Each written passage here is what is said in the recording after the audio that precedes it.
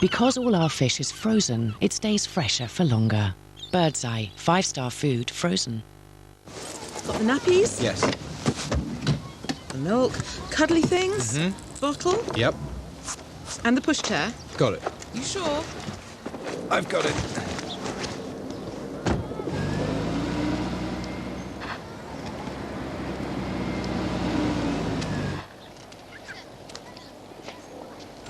The new Nissan Note, because there's no bigger adventure than having kids. Why spend half your time half-heartedly trailing around looking at sofas with your other half, when you could go straight to DFS right now and get half price? Cool leather sofas, half price. Designer fabric sofas, half price. And luxury contemporary chic for half the price. 4 years free credit with the first year free.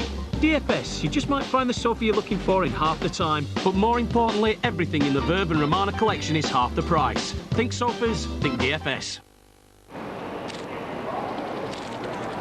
Guess what's in now this week? Jeff says Jade never loved him. The MFI sale must end on June 14th. It's your last chance to get an extra 10% off throughout the store. So hurry, there's only a few days left.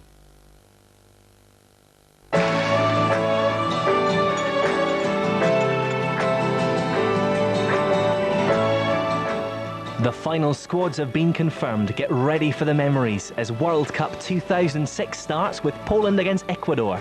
Live and exclusive here on ITV1 tomorrow from 7:30.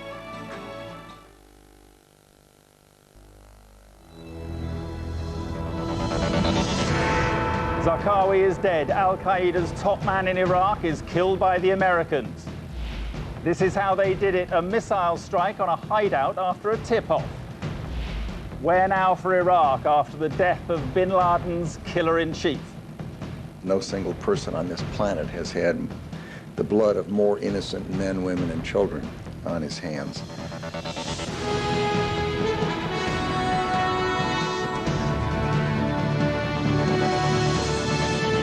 A significant victory, say the Americans. Tonight we explore the impact Zarqawi's death will have on the war in Iraq.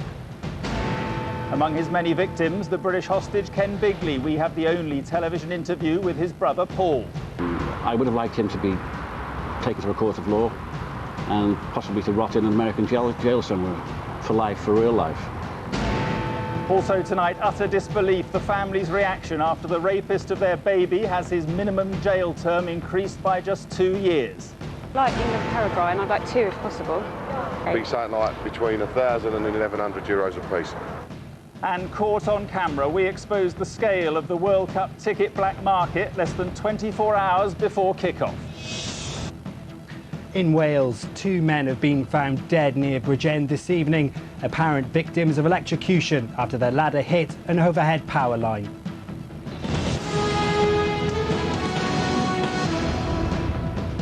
Good evening. He had a bounty on his head and blood on his hands, including that of the British hostage Ken Bigley. But tonight, Al-Qaeda's leader in Iraq, responsible for countless bombings and beheadings, is dead.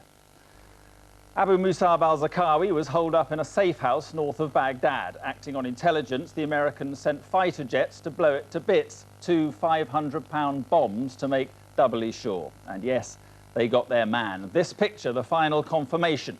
President Bush called it justice for the most wanted terrorist in Iraq. Let's go straight to our Washington correspondent, Robert Moore. Robert. Mark, there is no gloating in this town, but there is real satisfaction that a military operation in Iraq went absolutely right, driven by textbook intelligence. And US officials are saying they believe Zarqawi's death will damage Al-Qaeda's operations in Iraq and indeed undermine the jihadist cause right around the world. The lead aircraft is going to engage it here momentarily with a 500-pound bomb. Zarqawi met his end, not with the lingering savagery he reserved for his victims, but with the detonation of a bomb launched by an American F-16.